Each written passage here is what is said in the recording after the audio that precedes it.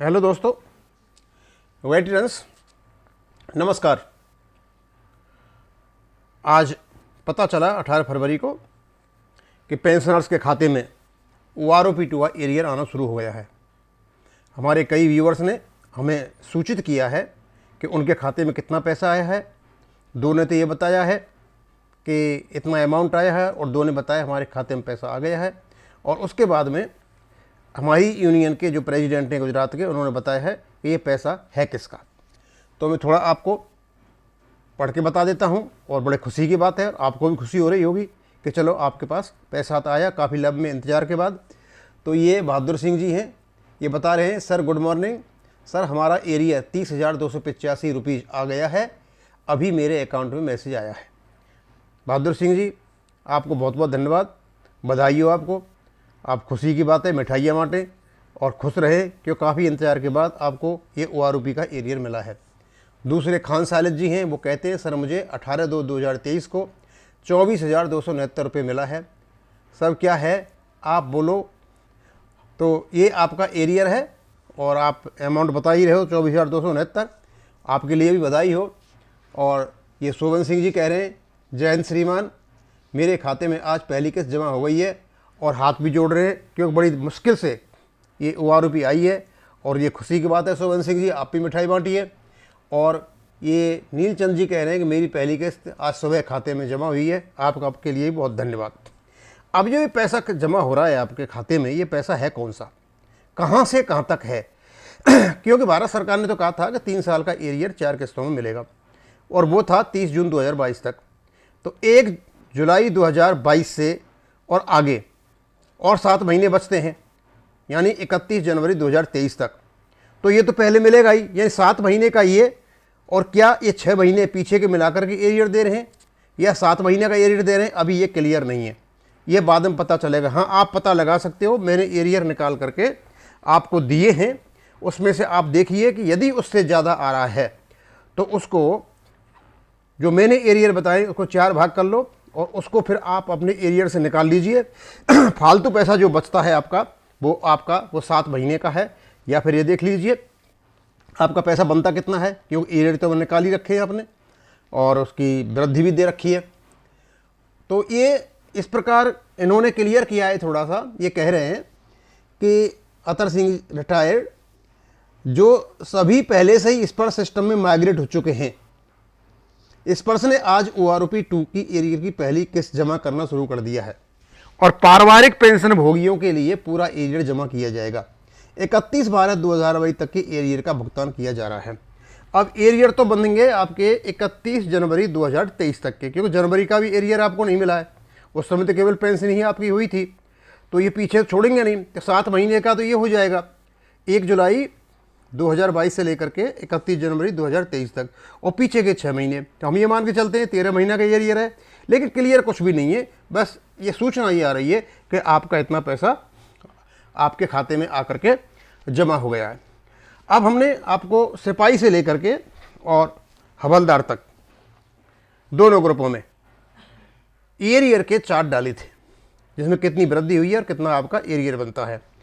तो उन चार्टों को देखने से पता चलता है कि लगभग 10 साल के बाद, 9 साल के बाद, 9 और 10 साल के बाद सभी सिपाही और हवलदारों को फायदा हुआ है, चाहे वो सिपाही हों, चाहे वो ऑनरेरी नायक हों, चाहे वो नायक हों या ऑनरेरी हवलदार हों या हवलदार हों, सबको फ़ायदा है। और मैं ये बता दूं फ़ायदा कहाँ का नहीं हुआ, ये भी आपको बता देता हूँ। जो सिपाही वाई है 6 महीने से लेकर 1.5 साल तक का फ़ायदा है, लेकिन 2 साल से लेकर के 3.5 साल तक कोई फ़ायदा नहीं है।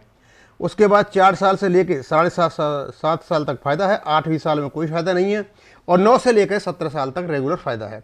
उसी प्रकार सिपाही एक्स 6 महीने से लेकर के 1.5 साल तक फ़ायदा है, 2 से 3 साल तक कोई फ़ायदा नहीं है, 3.5 साल से लेकर के 6.5 साल तक फ़ायदा है, और 7 साल से लेकर के 8.5 साल तक कोई फ़ायदा नहीं है, 9 से लेकर 17 साल तक फ़ायदा है। उसी प्रकार नायक वाई और नायक एक्स और ऑनरेरी, जो नायक और ऑनरेरी जो दोनों ग्रुपों के हैं उसी प्रकार हैं जैसे सिपाही वाई और सिपाही एक्स का है। नायक बाई का 6 महीने से लेकर 5.5 साल तक कोई फ़ायदा नहीं है, और 6वीं साल में 470 रुपये का फ़ायदा है। 6.5 साल से लेकर के 8 साल तक कोई फ़ायदा नहीं है, और 8.5 साल से लेकर 26 साल तक फ़ायदा है। लेकिन नायक एक्स का 6 महीने से लेकर 11 महीने तक 11 साल तक कोई फ़ायदा नहीं है, 12 साल से लेकर 26 साल तक फ़ायदा है। और उसी प्रकार जो ऑनरेरी हवलदार हैं एक्स और वाई ग्रुप के, उनको भी उतनी ही पेंशन है जितनी ऑनरेरी वाई की है, और नायक वाई की है और नायक एक्स की है। अब हवलदार वाई और हवलदार वाई ग्रुप और हवलदार एक्स ग्रुप, उसी प्रकार का 6 महीने से लेकर 5.5 तक कोई फ़ायदा नहीं है, 6 साल में उसको 470 रुपये का फ़ायदा है, 5.5 साल से लेकर के 8 साल तक कोई फ़ायदा नहीं है, 8.5 से लेकर के 26 साल तक फ़ायदा है। उसके बाद 5 साल से लेकर हवलदार एक्स 7 साल तक कोई फ़ायदा नहीं है, 7.5 साल से लेकर के 8 साल तक फ़ायदा है, 8.5 साल से लेकर के 9.5 साल तक कोई फ़ायदा नहीं है, और 10 साल से लेकर के 26 साल तक फ़ायदा है। यानी ये चार्ट देखने से पता चलता है कि जो हमारी पेंशनल सर्विस होती है लगभग 10 साल के बाद सिपाही से लेकर हवलदार तक सबको फ़ायदा है।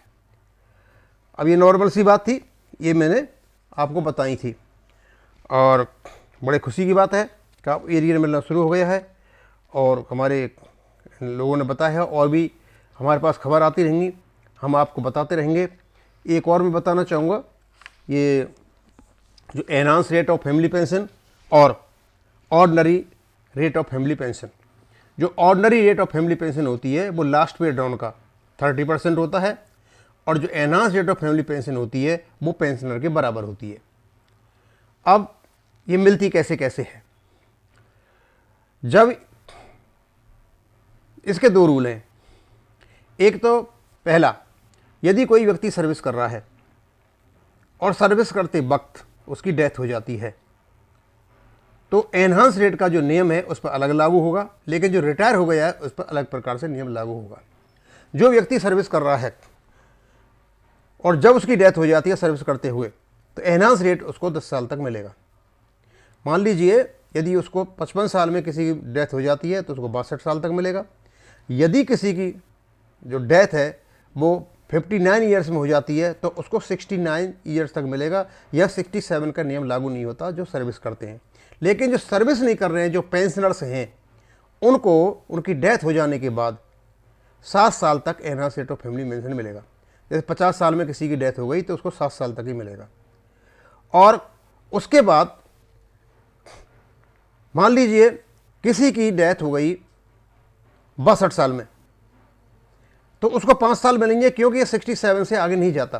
तो इसमें 7 साल या 67 ईयर्स, इनमें जो भी पहले होगा ये उसके लिए है, उसको लागू होगा, और दूसरे पर नहीं। तो ये आफ्टर रिटायरमेंट 7 ईयर्स और 67 ईयर्स ऑफ एज, जो भी इसमें जल्द पहले हो जाएगा वहाँ तक ये आपका होगा।